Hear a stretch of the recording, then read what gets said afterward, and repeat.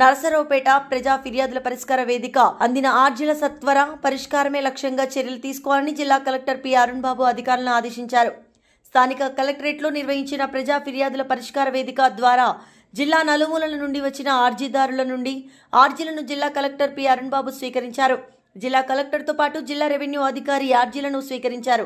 సోమవారం నిర్వహించిన పీజీఆర్ఎస్లో 146 ఆర్జీలను అందాయని తెలిపారు. కార్యక్రమంలో వివిధ శాఖల జిల్లా అధికారులు తదితరులు పాల్గొన్నారు.